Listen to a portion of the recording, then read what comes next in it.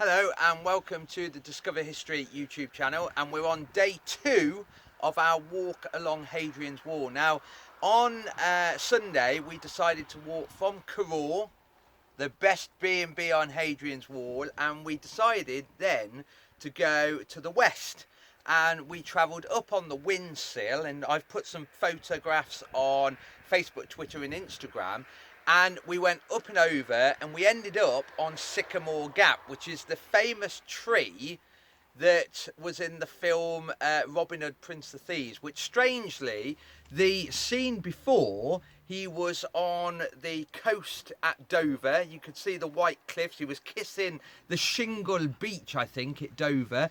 And then he ended up at Sycamore Gap, which is actually here on Hadrian's Wall. And then weirdly, he ended up saying that he will be dining with his family in Nottingham Castle by nightfall, and amazingly he was in Nottingham by nightfall. So he sort of went from Dover to Hadrian's Wall, and then from Hadrian's Wall down to Nottingham Castle. Not the easiest journey in the Middle Ages to take, but that's a film obviously. But today we've decided to go to the opposite direction, so instead of travelling to the west, we have gone to the east. And we've started off from Carraw again, and we've travelled down to the Roman fort of Broccolicia, which is worth having a look at.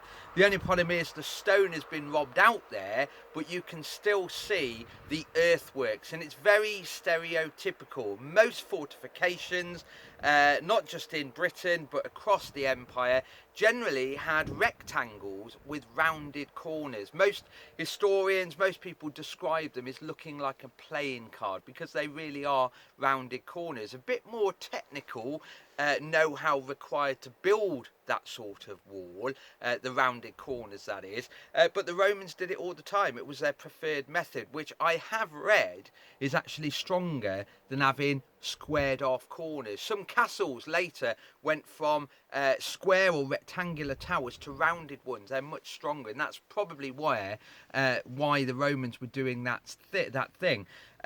If you ever get a chance to go to Broccolicia, don't just visit the fort that, like I said, had been robbed out. It is actually worth popping down to the Mithras Temple, which is just behind the fort, and it is absolutely spectacular.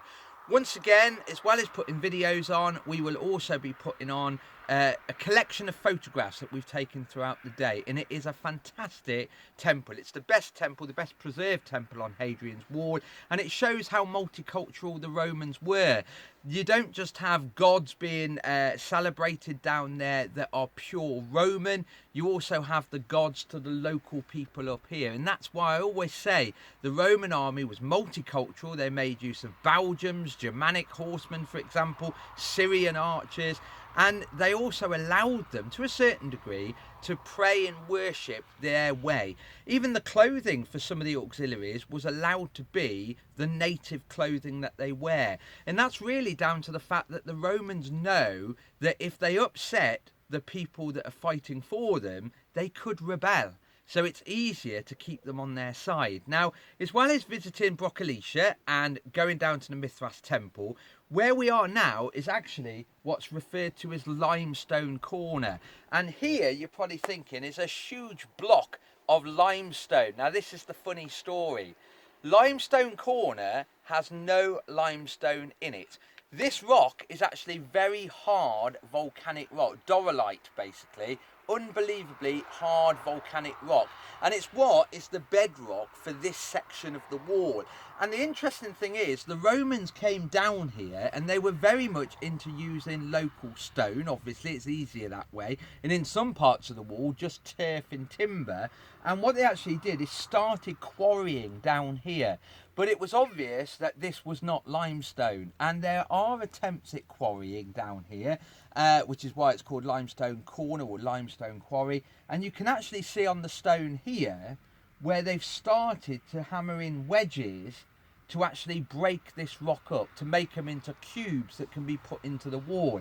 And obviously at some point, some Roman engineering officer, some centurion or someone like that would have come along and said, this isn't limestone, it's way too hard, it's going to take us too long to quarry here, and they decided to leave it. So when you walk along limestone corner, you will find some stone that's been worked. There's chisel marks on some of it. There are also points where wedges have gone in, and there's also points where they were about to lift it up and out of this quarry. The problem is it was abandoned, interestingly. But we're at Limestone Corner, which is also the most northerly part of Hadrian's Wall. It's the furthest north into the land of the barbarians the Roman Empire actually got. If you think back to where we were at Windsor in that, it's actually further south. So this is the most northerly point. It doesn't go any further north from here. Now, when we've finished our nice cup of tea that we've decided to have down in this nice hollow out of the wind, we're going to go up over the top and we're heading down into the fort of Calernum, which is technically the Roman fort that was manned by cavalry, Roman cavalry down there, and we'll take a better look at that another day. And then we're going to have a look at the bridging point across the North Tyne. So do tune in, make sure you subscribe and follow us, and we'll keep you entertained looking at Roman Britain from Hadrian's Wall. Stay safe and we'll see you soon.